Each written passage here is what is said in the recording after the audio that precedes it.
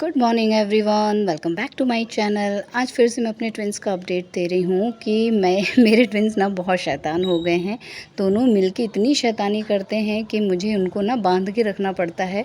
तो मैं दीवान के दोनों तरफ जो है ऐसे 2 दुपट्टे लगा के रखे हूँ, जिसमें थोड़ी देर मैं इन लोगों को खुला छोड़ती हूँ और जब मुझे कुछ काम करना होता है, किचन में काम करना होता है या वॉशरूम जाना होता है या कोई आ गया उसे अटेंड करने के लिए जाना होता है, तो मैं इनकी कमर से ऐसे दुपट्टे बांध देती हूँ ताकि ये लोग इसी एरिया में खेलें।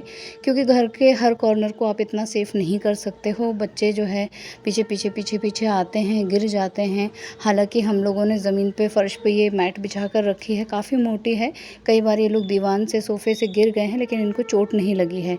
इनफैक्ट इनका जो झूला हमने लगाया है और वो काफ़ी हाइट पर है और उस पे से भी ये लोग गिरे हैं, बट इनको चोट नहीं लगी है। तो इस तरह की मैट हमने पूरे ड्राइंग रूम में और 1-2 रूम और है वहाँ पे लगा के रखी है ताकि बच्चे जो है स्वतंत्र खेल सकें।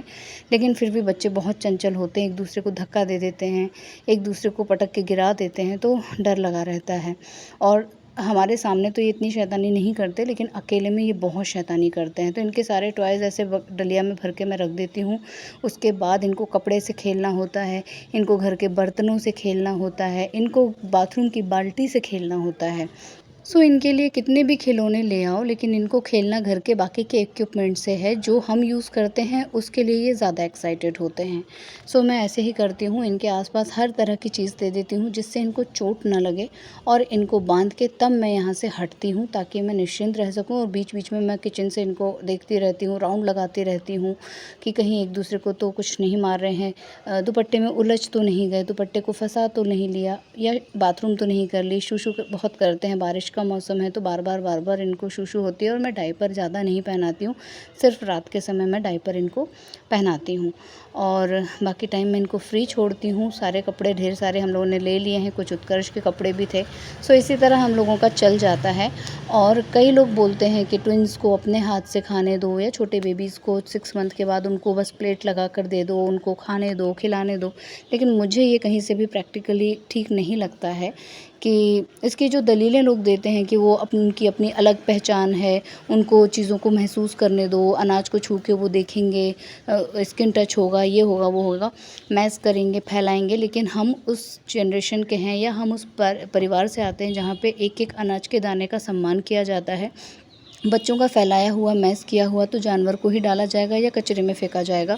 लेकिन हम इतना अनाज बर्बाद करने में बिलीव नहीं रखते हैं और मुझे बिल्कुल भी चिंता नहीं है कि ये इन फ्यूचर अपने हाथ से खाएंगे कि नहीं, क्योंकि उत्कर्ष खाने लगा है और मैंने और बेबीज़ को भी देखा है जो अपने हाथों से खाते हैं। तो ऐसा कुछ नहीं है, ये 1.5-2 साल के होंगे, अपने आप ही खाना पीना शुरू कर देंगे।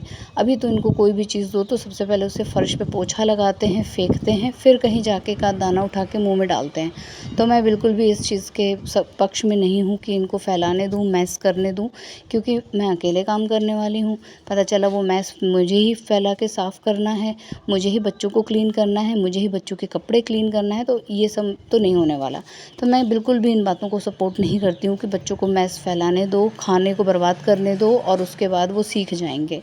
नहीं, अभी मैं उनकी मम्मी हूँ, मेरी ज़िम्मेदारी है कि मैं अपने बच्चों को अच्छी परवरिश दूँ, उनको लाड़ प्यार करूँ, उनको खाना खिलाऊँ, उससे एक बॉन्डिंग भी होती है।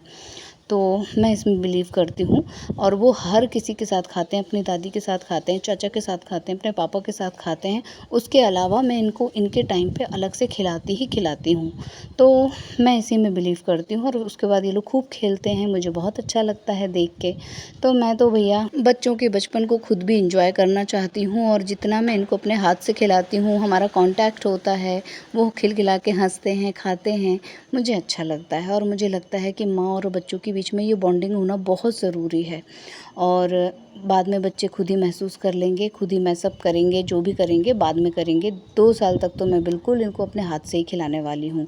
और मैं इनको खाने में क्या देती हूँ मैं पहले बता चुकी हूँ, लेकिन फिर से बता दे रही हूँ कि मैं अर्ली मॉर्निंग इनको जो है 8 बजे के करीब एप्पल और सूजी की प्यूरी देती हूँ। उसके बाद मैं इन लोगों को जो है ठीक 11 साढ़े 11 बजे के आसपास वेजिटेबल सूप देती हूँ।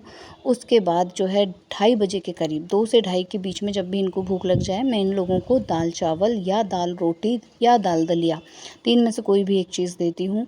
उसके बाद ये लोग नैप लेते हैं और फिर जब ये शाम को उठते हैं 5 बजे तो ये लोग दूध पीते हैं और उसके बाद सीधे रात के 8 बजे ये लोग दाल में लौकी डाल के, मूंग की दाल में मैं बनाती हूँ, वो इसे खाते हैं, बहुत मन से खाते हैं। और फिर रात में करीब करीब 2 बार ये लोग फीड लेते हैं, और 1 डेढ़ बजे के करीब लेते हैं, और एक अर्ली मॉर्निंग जो है 4 ओ क्लॉक या 4:30 ऐसे लेते हैं। तो इनका एकदम फिक्स है कि 7 मील ये लोग ले रहे हैं, 7 फीड इन लोगों को मैं देती हूँ, जिसमें सॉलिड भी होता है और इनका मिल्क भी होता है। मिल्क मैक्सिमम पूरे दिन भर में 24 घंटे में 3 टाइम है, और उसके अलावा सॉलिड है।